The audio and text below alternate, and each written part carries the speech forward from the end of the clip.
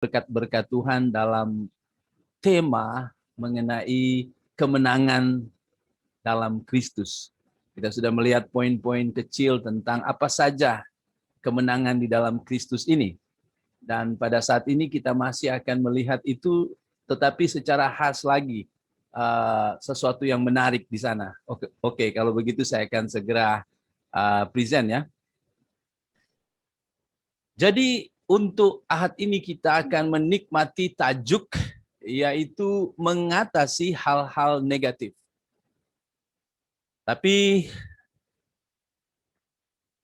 cara kita mengatasi hal-hal negatif ini berbeza dengan cara orang di luar Kristus. Sebab temanya adalah kemenangan melalui Kristus. Jadi cara mengatasi hal-hal negatif ini pun tak lepas dari lingkup kemenangan melalui Kristus. Kristuslah yang akan memampukan kita di dalam mengatasi hal-hal negatif. Bukan saya dan bukan Anda, tetapi Kristus. Nah, cara Kristus bukan juga menjadikan kamu robot, tetapi ada yang Dia akan berikan dan Dia akan bekerja di dalam kehidupan kita. Dan kita bagaimana apabila mengetahui itu, kita akan menuruti dan sentiasa terkoneksi dengan kekuatan Kristus. Itu maksudnya ya. Nah, ayat yang diberikan untuk kita nikmati adalah pada ayat yang sangat luar biasa, yaitu Filipi 4 ayat 8. Wah, luar biasa. Filipi 4 ayat 8. Mari kita membaca itu. Saya akan pimpin. Jadi akhirnya, saudara-saudara, saya lihat dalam terjemahan English, brethren di situ ya. Wah, mungkin ayat ini yang menjadi inspirasi denominasi kita ya.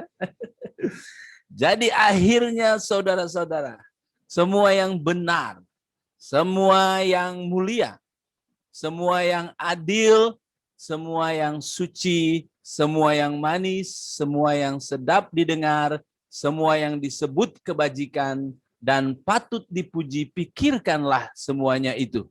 Mari kita mohon pertolongan Tuhan dalam doa.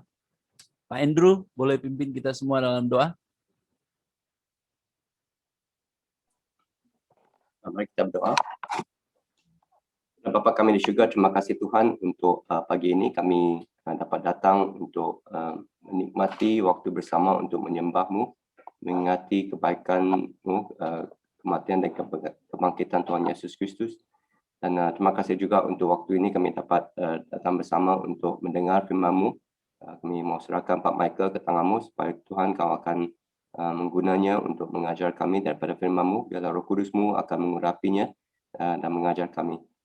Serta kami semua juga di rumah tempat kami masing-masing supaya kami dapat mengikuti dan fokus kepada firman yang akan dikongsikan. Terima kasih Tuhan, kami serahkan semua ini dalam nama Tuhan Yesus Kristus. Amin. Amin. Terima kasih. Oke. Ayat ini kalau kita perhatikan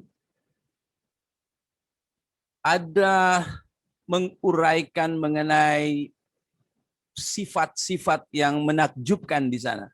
Semua yang benar, semua yang mulia, semua yang adil, semua yang suci, semua yang manis, semua yang sedap didengar, dan semua yang disebut kebajikan dan patut dipuji, pikirkanlah semuanya itu. Ada banyak sifat luar biasa dalam satu ayat saja, saudara. Tetapi ada satu perintah saja. Ada beberapa sifat, tapi hanya ada satu perintah dalam satu ayat ini. Apa perintah yang dimaksudkan di situ? Pikirkanlah semuanya itu. Saudara, kalau kita lihat gambar dalam screen kita ini, ada gelas di sana. Ya, ini gelas. Tempat minum, ya. Saya ingin bertanya, tapi tidak usah jawablah. Hanya mungkin jawab dalam pikiran saja. Apa isi gelas itu? Apa isinya? Oke. Saya tidak akan menjawab juga. Tapi ingat sekarang, ada gelas. Apa isinya? Ya, mungkin kita tidak bisa lihat ya. Tapi kalau ada warna merah di tengah, mungkin kita akan tahu, oh ada isinya. Wine mungkin ya. Oke, kita lanjut dulu.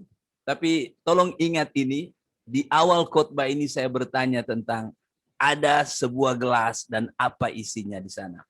Oke, saudara, mari kita kembali kepada ayat ini, Filipi 4 ayat 8. Jika kita memperhatikan ayat ini, nampaknya di sana ada 8 sifat. 1, 2, 3, 4, 5, 6, 7, 8. Tapi kalau kita melihat beberapa versi lain dalam kitab suci, misalnya kita lihat versi New International Version atau NIV, di situ hanya terdapat 6 sifat. True, noble, right, pure, lovely, admirable. Wah. Tapi kalau kita melihat King James Version pun 6 sifat di sana, bukan 8. Wah, ini membuat saya pikir, kalau begitu saya harus tengok dalam teks aslinya. Dan puji Tuhan seperti yang kita sudah pelajari dalam homiletika, kelas homiletika, saya sudah memberikan beberapa link yang penting sekali untuk kita. Dan kalau kita melihat Bible Hub, kita bisa mendapatkan teks asli atau teks bahasa asli di sana dengan uraian-uraiannya. Ini adalah apa yang disebut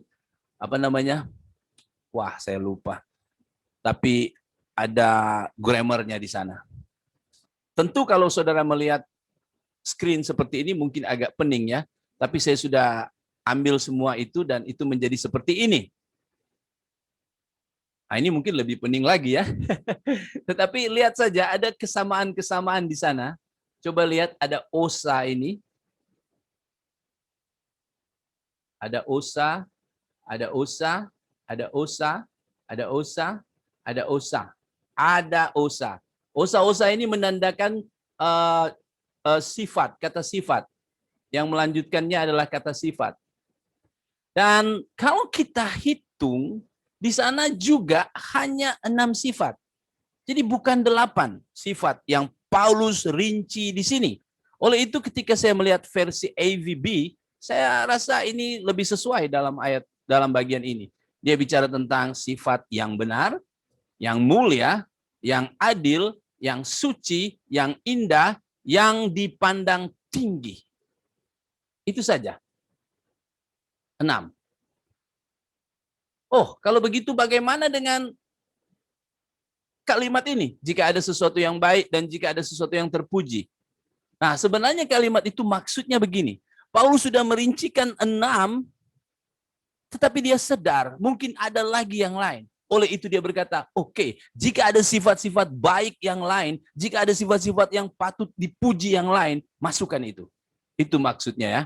Jadi pada kesempatan ini kita bersyukur karena Paulus tidak merinci sampai 30 sifat. Wah, cukup lama nanti untuk habiskan itu. Paulus hanya merinci tentang 6 sifat yang luar biasa di sana. Dan kita akan menikmati pagi ini tentang sifat-sifat tersebut. Dan saya melihat bahwa ini menjadi jawaban dari tajuk yang kita berikan tadi. Tajuk tadi berkata bahwa bagaimana mengatasi sifat-sifat negatif. Atau bagaimana mengatasi hal-hal yang negatif. Saudara, mungkin ini menjadi pergumulan saya dan kamu juga. Aduh, saya pun sering mempunyai sifat-sifat negatif ini. Tuhan, macam mana supaya saya tinggalkan sifat-sifat negatif itu? Saya tahu tak sesuai lagi untuk saya. Tapi mungkin kamu mengalami pergumulan jatuh bangun di sana. Dan berita ini menjadi berita yang baik untuk kamu yang saat ini jatuh bangun. Tentu bagi kamu yang sudah merasa tidak pernah jatuh bangun lagi dalam menghadapi sifat-sifat negatif, ya ini hanya bagaikan refreshing saja. Tapi bagi kamu yang sadar bahwa kamu masih bergumul dengan sifat-sifat negatif ini, maka berita baik akan kamu nikmati pada pagi ini. Dan saya mengakui bahwa saya pun masih jatuh bangun dalam hal ini. Oleh itu mari kita sama-sama membuka diri kita untuk melihat sifat-sifat yang akan dipaparkan oleh firman Tuhan pada pagi ini. Saudara, saya akan melakukan secara singkat eksposisi pendalaman pada sifat-sifat tersebut. Yang pertama adalah dikatakan apa saja yang benar. Saudara, apa artinya apa yang benar ini? Benar itu menurut kamu apa? Ada orang bilang, oh benar artinya tidak benar. Benar adalah yang salah.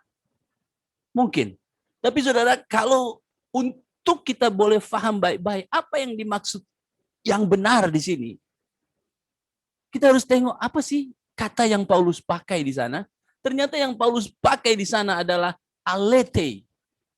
Ini kata sifat selalu terpengaruh dengan subjek. Dia bisa menjadi aletheia, aletheos, tapi kata sifatnya sendiri itu disebut alete. Jangan heran kalau nanti kita akan lihat dia menjadi aletheia, aletheas ya. Nah, kata alete, kata yang benar di sini atau alete yang diterjemahkan menjadi benar di sini, kita harus melihat bagaimana penggunaannya di dalam surat-surat Paulus lainnya. Sehingga dari situ kita bisa tahu, oh ini artinya. Nah, ketika kita melihat beberapa ayat, yang pertama kita lihat dalam Roma bab 3 ayat 4. Di sana ada kata alete. Dan di situ dipakai aletheas karena theos, God. Nah, di sana kita lihat Paulus membuat perbandingan antara Allah alete dan anthropos, manusia itu adalah pseutes atau a liar. Jadi kita lihat di sini bahwa Allah adalah benar dan dia pakai alete di situ, kata yang benar di situ. Kemudian kalau kita melihat tentang ayat lainnya yang ditulis oleh Paulus dalam 2 Korintus 6 ayat 8, pun di sana ada kata alete. Tetapi kali ini alete ini dikontraskan dengan imposters. Dia berkata bahwa ketika dihormati dan ketika dihina kami diumpat dan ketika dipuji kami dianggap sebagai penipu namun dipercaya. Rupanya alete ini dibandingkan dengan penipu atau imposters. Jadi di sini kita sadar bahwa arti semua yang benar, kata sifat benar di situ maksudnya adalah sifat yang dikontraskan, sifat yang bercanggah daripada pembohong atau a liar dan penipu atau imposters. Dan dijelaskan di situ bahwa semua yang benar maksudnya juga adalah orang yang dapat dipercaya. Ini dia poin pertama. Jadi kita lihat bahwa maksud kata sifat alete adalah bukan cuma benar, tetapi maksudnya itu sesuai dengan kenyataan. Jadi segala sesuatu yang tak sesuai kenyataan itu bukan benar. Misalnya apa? Bohong, itu tidak sesuai kenyataan. Tipu daya, itu tidak sesuai kenyataan. Munafik, itu tidak sesuai kenyataan. Khayalan, itu tidak sesuai kenyataan. Tapi yang sesuai kenyataan adalah yang bukan bohong, yang bukan tipu, yang bukan munafik, yang bukan khayalan, tapi real, dan yang dapat dipercaya.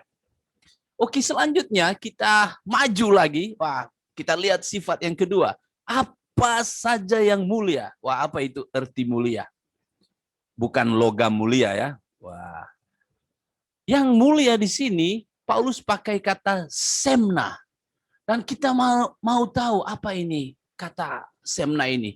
Apabila kita tengok beberapa surat Paulus, kita dapati kata ini pun dipakai Paulus apabila dia bicara kepada deacon-deacon di surat 1 Timotius 3 ayat 8. Dia berkata, demikian juga deacon-deacon haruslah orang terhormat. Kata terhormat di sini adalah kata yang dipakai, semna itu. Orang terhormat ini tidak bercabang lidah, tidak penggemar anggur, tak serakah. Ini dia. Dan ayat itu pun, semna ini pun dipakai Paulus ketika dia bicara tentang istri-istri di Timotius 3 ayat 11. Demikian juga istri-istri hendaklah orang terhormat. Kata terhormat di sini semna juga. Jadi tadi kita lihat diterjemahkan mulia. Dan rupanya arti kata yang dipakai di situ adalah terhormat. Bukan pemfitnah, dapat menahan diri, dapat dipercaya. Kata ini juga dipakai Paulus ketika dia bicara tentang laki-laki yang lebih senior. Ya, saya sudah masuk di situ ya. Timotius 2 ayat 2 berkata, nasihatilah laki-laki yang lebih tua supaya hidup sederhana, dihormati. Dan di situ kita lihat bahwa dia maksudkan dihormati itu, mulia itu adalah orang yang menguasai diri, kuat beriman, penuh kasih sayang, dan gigih, tidak mudah menyerah. Jadi kalau kita melihat mulia di sini, yang adalah terjemahan dari kata semna, rupanya ini terkait dengan quality moral yang terhormat. Di sini bermaksud tentang seorang yang mendapatkan respect daripada orang lain. Bukan karena kekayaan, bukan karena pendidikan, bukan karena posisi, tapi karena kualitas hidup moralnya yang tinggi. Kualitas hidup moral orang itu boleh ada pada orang yang mungkin tidak punya kekayaan, yang mungkin tidak punya pendidikan, yang mungkin tidak punya posisi. Ini tidak terkait dengan apa yang melekat pada orang itu, tapi yang ada di dalam orang tersebut, saudara. Itulah yang dimaksud dengan orang mulia. Sifat mulianya. Yang ketiga, wah kita sudah ketiga, tinggal 4 lagi ya, sabar ya. Yang ketiga adalah sifat adil. Apa arti adil di sini? Untuk mengetahui arti adil di sini kita harus tengok bahwa ada ayat yang digunakan yaitu dikayaan. Dikayaan kita lihat itu digunakan di Efesus 6 ayat 1. Ketika Paulus bicara, hai anak-anak, taatilah orang tuamu di dalam Tuhan karena haruslah demikian. Kata haruslah demikian adalah dikaya. Kalau bahasa Inggris disebut right. Jadi mentaati orang tua itu adalah yang right untukmu. Itu adalah yang betul untukmu. Dan kata right itu adalah terjemahan untuk kata dikaya. Jadi mentaati orang tua bukan salah, tapi itu benar. Kemudian kata itu pernah juga dipakai Paulus ketika menulis di Titus 1 ayat 8. Dikaya, dikayon di situ. Dan dalam bahasa Inggris diterjemahkan upright. Dalam bahasa TB dikatakan melainkan suka memberi tumpangan, suka akan yang baik, bijaksana, adil. Dia pakai adil di situ, diterjemahkan adil. Sebenarnya upright itu artinya jujur. Kemudian kalau kita mengerti lagi, apabila kita tengok kata ini dipakai juga di Roma 3 ayat 10. Seperti ada tertulis tidak ada yang benar, righteous. Seorang pun tidak, dikaya juga di situ. Jadi ketika kita melihat ayat ini yang diterjemahkan dalam terjemahan baru sebagai terjemahan adil, padahal sebenarnya kalau kita lihat bahwa sebenarnya baik kalau ini diterjemahkan benar. Wah, tapi tadi sudah dikatakan benar, alete benar. Apa bezanya antara alete dan dikaya ini? Begini, alete adalah benar sesuai kenyataan. Tetapi dikaya ini adalah benar di hadapan manusia dan di hadapan Tuhan. Anak-anak di hadapan mama papanya benar, taat. Kita harus benar di hadapan Allah. Pakai terus kata dikaya ini. Berarti dikaya ini adalah seimbang, keseimbangan antara benar terhadap Allah dan juga benar terhadap manusia. Ini yang dimaksud dengan kata dikaya ini. Oke, yang berikutnya adalah apa saja yang suci. Wah, kita sudah ada di 4. Boleh tahan ya? Apa saja yang suci? Apa arti suci? Kata ini menggunakan kata agna. Dan ini juga kita bisa lihat dalam beberapa surat Paulus, yaitu 1 Timotius 5 ayat 22. Ada agna. Dan tidak memakai kata bahasa Inggris holy, tapi pure. Ketika kita lihat dalam TB, dia pakai jagalah kemurnianmu. Agna, kemurnian dirimu di sana. Lalu itu juga ditulis di Titus 2 ayat 5. Hidup bijaksana dan suci, rajin mengatur rumah tangganya, baik hati dan taat kepada suaminya, agar firman Allah jangan dihujat. Dia pakai agna di situ, suci. Lalu kalau kita lihat dalam Yakobus 3 ayat 17, kata ini juga dipakai, tetapi itu dikatakan hikmat dari atas adalah pertama-tama murni, pure. Lalu kita juga bisa melihat dalam 2 Korintus 11 ayat 2, kata ini dipakai agna. Sebab aku sudah mempertunangkan kamu, hai orang-orang percaya, dengan Kristus. Dan kamu menjadi perawan suci. Dan Kristus mempelainya. Dan ketika dia pakai perawan suci, dia pakai agna di sana. Jadi dengan itu kita bisa mengerti bahwa agna berarti murni. tidak bercampur dan tidak dinodai dengan yang lain. Oke, kita sudah masuk pada kata sifat yang berikutnya, yaitu kata sifat yang kelima. Apa artinya itu? Dikatakan apa saja yang manis. Wah, apa saja yang manis? Bukan gula yang menyebabkan diabetes, kencing manis ya, bukan. Saudara, kata yang digunakan dalam bahasa aslinya adalah prosphilei. Kata ini menarik sekali, ia hanya dipakai satu kali dalam perjanjian baru. Dari Matius sampai Wahyu, hanya satu kali saja ini dipakai. Waktu saya siasat di sabda.org, ingat, saya sudah perlihatkan link ini, sabda.org, klik kata itu, hanya satu saja yang keluar, yaitu hanya di ayat ini, Filipi 4 ayat 8. Prosphilei. Wah, tapi saudara, jangan khawatir. Kata ini juga digunakan di perjanjian lama ketika perjanjian lama diterjemahkan dalam bahasa Yunani, yaitu Septuaginta, sehingga pakar-pakar dapat mengerti lebih baik lagi tentang apa yang dikandungi dari ayat prosphilei ini. Itu berarti menyenangkan, semua yang menyenangkan, semua yang indah, semua yang ramah, semua yang punya sifat senang setuju, mudah setuju. Ini kalau kamu tengok dalam sabda.org, kamu akan lihat penggunaan kata ini. Oke, akhirnya kita sampai pada sifat yang terakhir, yaitu apa saja yang dipandang tinggi. Saya tak tinggi lah, tapi kalau saya di kampung saya cukup tinggi lah. Tapi kalau saya datang di sini, saya termasuk orang yang tak tinggi. Jadi jangan pernah pikir saya sebab saya bukan tinggi. Bukan itu maksudnya, bukan. Bukan yang dimaksud adalah semua orang yang tinggi lalu kita pikirkan, tidak. Apa artinya apa saja yang dipandang tinggi? Kata yang dipakai adalah eufema. Ini kata yang juga diambil ketika bicara tentang majas atau gaya bahasa eufemisme atau pelembut. Dan dalam terjemahan TB, mereka terjemahkan yang sedap didengar. Saudara, kalau dengar lalu sedap, makananlah yang sedap. Tapi apa maksud ketika TB menerjemahkan yang sedap didengar? Ini maksudnya adalah good report atau terkait dengan reputation seseorang, reputasi seseorang. Reputasinya bagus, saudara. Ketika kita melihat dalam informasi dari para pakar di sabda.org, kita lihat bahwa memang, mungkin saya besarkan sedikit, sounding well, speaking auspiciously, well spoken, reputable,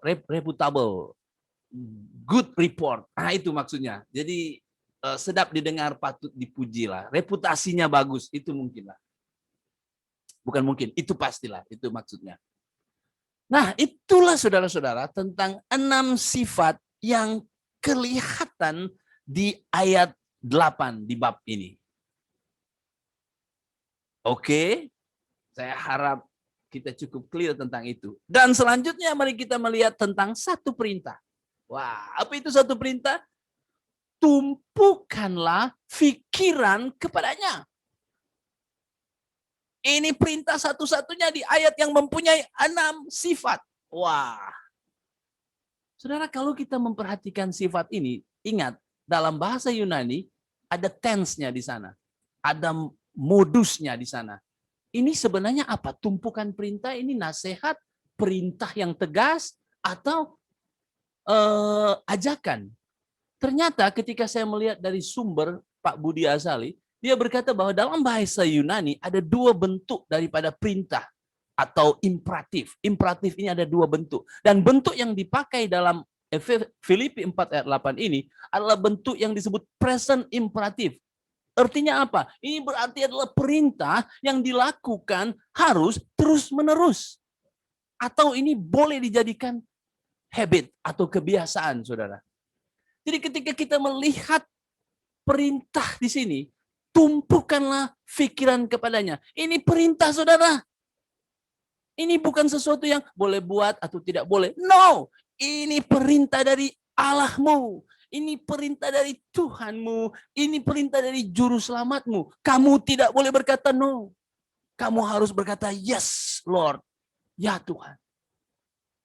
Dan perintah ini adalah harus dilakukan setiap saat. Jangan hanya you mood baik baru you oke. Sekarang aku maulah buat itu karena saya lagi happy. No, ini harus dilakukan setiap saat.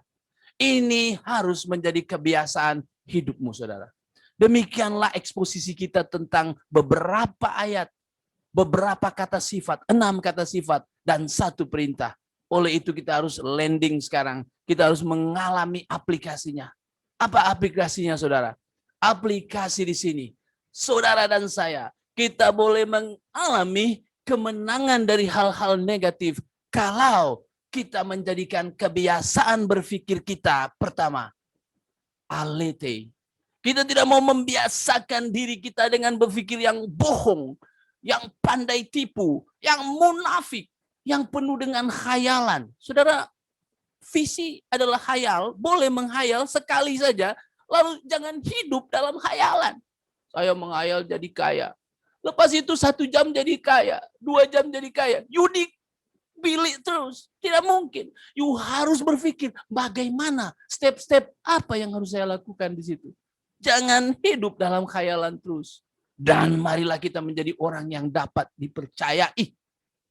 Saudara, dalam media sosial, kita harus jaga, saudara. Kalau kita tahu bahwa informasi ini belum pasti kebenarannya, tidak boleh. Jangan kita akhirnya menjadi orang yang tidak dapat dipercaya. Apa yang Pak Mike posting? Bla bla bla. Sudah tahu pasti ini tak betul lagi. Jangan, saudara. Oleh sebab itu mari kita biasakan hidup kita menjadi orang-orang yang tidak suka bohong, yang tidak suka tipu, yang tidak suka munafik, yang tidak suka menghayal, tapi menjadi orang yang mampu dan terkenal dapat dipercaya.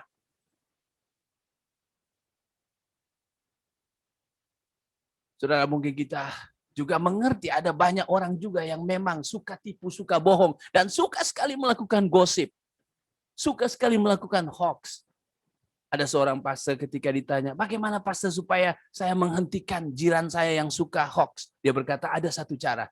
Sebelum dia bicara tentang orang itu, kamu bilang, oke, kamu akan bicarakan tentang orang ini. Oke, mari kita berdoa dia. 5 menit saja kita beri masa untuk mendoakan dia. Saudara, orang yang suka hoax, orang yang suka gosip, akan, kenapa 5 menit diam? Saya sudah ingin untuk melampiaskan semua itu. Tapi lama-lama dia sadar, kalau mau datang dengan Pak Mike, susahlah, pasti doa lagi. Dan dia akan dihentikan. Jangan kita memberi telinga. Apa? Saudara sedang memberikan tempat untuk dia. Untuk terus semakin pakar dalam melakukan gosip. Saudara, yang kedua, ketika kita melihat tentang mulia. Saudara, kita sadar bahwa kita harus memikirkan tentang kualitas moral kita. Sehingga orang respect kepada kita bukan karena siapa kita. Tetapi karena kita memang memperlihatkan tentang kualitas moral kita. Sudah ada seorang cerita. Ketika dia akhirnya dapat peluang untuk duduk di pesawat VIP. Dia berkata bahwa pramugari begitu ramah. Mau apa, sir? Mau apa, sir? Semuanya dia akan berikan. Dia akan berikan. You mau resep yang pertama ini semua dia bagi. Dan begitu menghargai kamu. Tapi selepas kamu tukar pesawat dan kamu tidak di VIP, kamu tidak akan mengalami lagi respect seperti itu. Kenapa? Mereka hanya respect kepada kamu karena melihat tiket kamu. Karena melihat tiket kamu. Saudara, orang harus respect kepadamu. Bukan karena apa yang melekat pada kamu, tapi kualitas moral di dalam kehidupanmu. Oleh sebab itu, pikirkanlah benda-benda itu. Bagaimana saya akan direspek oleh orang? Bagaimana saya akan direspek oleh orang? Yang berikutnya adalah dikayaan. Saudara, banyak orang terlihat begitu benar kepada manusia. Tampil begitu benar, teratur begitu ini. Tapi di biliknya sendiri, Tuhan melihatnya. Ketika dia sendirian, Tuhan melihat bahwa orang ini tak beres. Ini tak ada balancing. Dia hanya berusaha untuk mendapat respect dari manusia. Tapi dia tak care tentang Allah. Ada juga sebaliknya. Oh, kalau di gereja, kelihatan begitu suci. Waktu berdoa orang menjadi diam semua. Bukan main suci sekali orang ini. Tapi ketika di rumah, istri dan anak tahu siapa dia. Ketika di orang, tidak peduli tentang orang lain. Saudara, ini bukan dikayaan. Dikayaan. Maksudnya adalah bagaimana kamu benar. Baik di hadapan Allah yang tak terlihat. Bahkan di hadapan manusia yang terlihat. Ini saudara maksudnya. Dan yang berikutnya, suci atau agna, murni. Saudara, bagaimana kita menjaga kemurnian hidup kita.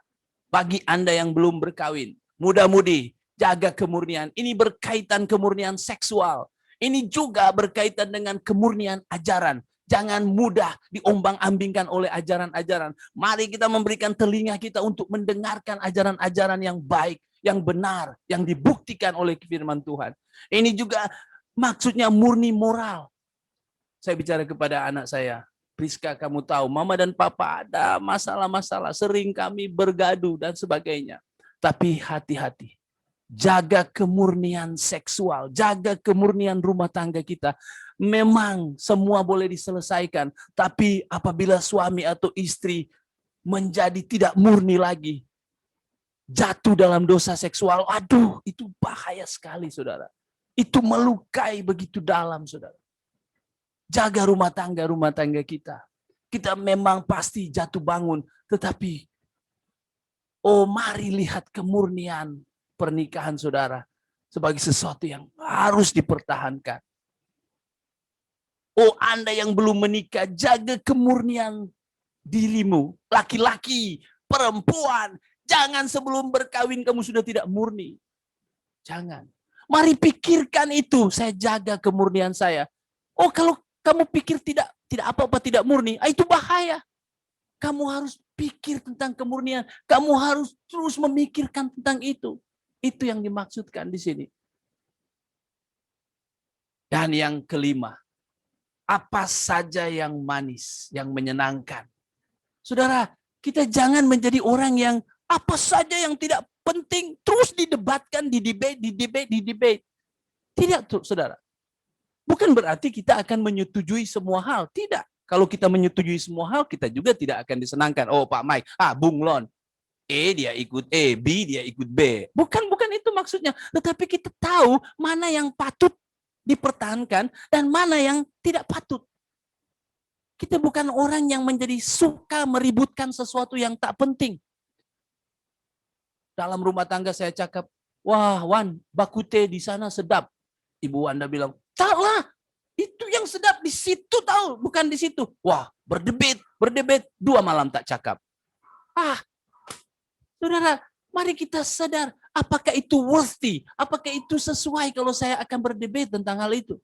Kalau tidak, ya tak perlu. Mari kita sadar bahwa ada masih banyak benda yang penting yang harus kita bicarakan. Pikirkan, kalau hal-hal yang tak perlu, tak payahlah. Ada orang berkata kepada pastornya, Pastor, bagi saya untuk masuk ke church harus pakai kasut yang dari kulit. Mengapa? Oh, kalau kasut sport itu kan itu untuk badminton, itu untuk bola sepak. Tak baik kalau orang masuk gereja dengan kasut seperti itu. Itu benda-benda yang kecil bukan? Kita datang ke gereja dengan hati yang terbuka. Kita datang di gereja orang yang berdosa. Kita datang di gereja menikmati berkat. Bukan kita datang di gereja untuk pamer, Pak. Untuk sesuatu yang aneh. Dan memperdebatkan benda-benda itu. Tidak. Mari kita menjadi orang yang menyenangkan. Mari kita menjadi orang yang indah. Orang yang ramah. Orang yang acceptable. Ya, siap menerima. Orang yang mudah terbuka. Ini yang harus kita pikirkan. Agreeable. Orang yang siap setuju. Orang yang, wah, kalau ada kamu di tengah-tengah, membuat orang enjoy. Jangan sampai, alamak Pak Mike sudah mau datang, ya tegang lagi kita ini. Tidak. Ini harus menjadi sifat kita. Yang berikutnya, ini yang keenam. Saudara, kita sudah lihat, mari kita melihat tentang apa saja yang dipandang tinggi, yang sedap didengar, good report. Apabila orang dengar, kamu kenal Pastor Mike? Oh ya, mereka langsung mengeluarkan paling tidak 3 sifat baik. Dan nanti pasti ada keempat yang tak baik, pastilah. Kita orang yang tidak sempurna bukan, tapi harap yang tidak baik nanti di akhir lah. Oke, dia baik ini, tapi ya dia sedikit inilah. Oke, memang tidak ada yang sempurna. Tetapi saudara, mari kita berpikir agar orang akan memberikan good report kepada kita. Saudara, mari kita ingat tentang soalan saya yang pertama, apa isi gelas ini? Saudara, kamu dan saya tidak kosong. Memang gelas ini nampak kosong, tapi sebenarnya dia ada isi. Apa isinya? Udara, oksigen ada di situ. Saya dan saudara ketika dikandung dalam dosa, kita punya isi dosa. Kita adalah orang-orang yang keturunan Adam. Kita tidak perlu biasa untuk sifat yang jelek. Tidak perlu biasa, tidak perlu belajar, tidak perlu ajar anak untuk buat dosa. Tapi yang perlu diajar adalah bagaimana untuk buat baik. Saya dan saudara, kita macam gelas yang kosong ini, nampak kosong tapi sebenarnya ada isi. Saudara, kalau kita mau keluarkan apa yang diisi di gelas ini, bagaimana cara mengeluarkan isi gelas ini, yaitu oksigen? Bagaimana caranya? Cara yang paling senang adalah letakkan air sebanyak mungkin. Apabila kamu isi air sepenuh-penuhnya, maka oksigen itu akan keluar. Yang ada adalah air. H2O, H2O. Oh, bukan. H2O itu udara ya. Air. Saya lupa air punya rumus kimianya. Ini saudara, kalau kamu isi hal-hal 6 poin sifat tadi dengan melimpah-limpah, maka hal-hal negatif itu tidak ada tempatnya di hatimu. Saudara, pagi ini kamu dipanggil untuk lihat 6 sifat itu untuk isi penuh. Penuh dan penuh. Apa saja yang baik? Oh, maaf. Apa saja yang dipandang tinggi? Apa saja yang manis? Apa saja yang suci? Apa saja yang benar, alete? Apa saja yang mulia, moral yang terhormat? Dan apa saja yang benar? Kiranya itu semua melimpah-limpah ada pada kita. Sehingga kita akan memuliakan Dia sebagai Tuhan kita. Saudara, kebenaran firman Tuhan sampai di sini. Dan mungkin ini sebagai bonus saja kepada kelas homiletik. Saya membawa topik ini dengan cara seperti ini. Saya memberikan pendahuluan. Saya memperlihatkan kunci mengatasi hal-hal negatif dengan mengambil eksposisi dari semua sifat dan juga eksposisi satu perintah. Lalu pada akhirnya kita melihat tentang aplikasi untuk kita. Apakah khotbah ini ekspositori atau tekstual atau topikal? Nanti akan dijawab di kelas kita. Terima kasih. Mari kita berdoa. Tuhan, Bapa di dalam surga, terima kasih untuk kebenaran firman-Mu yang kami boleh nikmati pada pagi hari ini. Kami ternyata orang-orang yang disediakan Tuhan untuk bertumbuh mengarah kepada gambaran anak-Mu Yesus Kristus. Karakter yang Engkau akan bentuk kepada kami begitu mulia, begitu luhur, begitu luar biasa. Memang ketika kami menikmati Engkau, kami pun terkagum-kagum tentang Engkau. Tetapi puji Tuhan, karena rupanya itu yang menjadi matlamat-Mu untuk kami semua. Terima kasih Tuhan, hamba-Mu sudah memberitakan ini. Tetapi hamba yakin, Roh-Mu yang kudus akan terus memberitakan, menguatkan anak-anak-Mu Sehingga kami sangat bersyukur sebab kami akan bertumbuh di dalam sifat-sifat dan karakter ini. Terima kasih karena kami tidak sendiri. Kami tidak sendiri. Kami tahu bahwa karakter-karakter ini diketahui oleh banyak orang. Tetapi kami tahu juga bahwa karakter-karakter ini tidak mungkin dilakukan tanpa Engkau ya Tuhan. Tanpa Roh-Mu yang kudus. Terima kasih Roh-Mu yang kudus sudah mengingatkan ini. Dan kami ingin ini menjadi pemikiran kami. Kami tahu ini adalah perintah-Mu. Dan kami tahu Tuhan ini adalah pergumulan kami yang kami akan bawa dalam doa. Dan pemikiran setiap saat. Sehingga ini menjadi habit kami, kebiasaan kami. Sehingga orang melihat kami, orang akan memuji, memuliakan Tuhan kami yang telah menyelamatkan kami. Sehingga kami boleh menjadi alat yang indah untuk mempamerkan tentang Injil-Mu. Terima kasih ya Tuhan. Terpuji-pujilah nama-Mu. Dalam nama Yesus, kami berdoa sambil mengucap syukur. Amin. Terima kasih. Serahkan kepada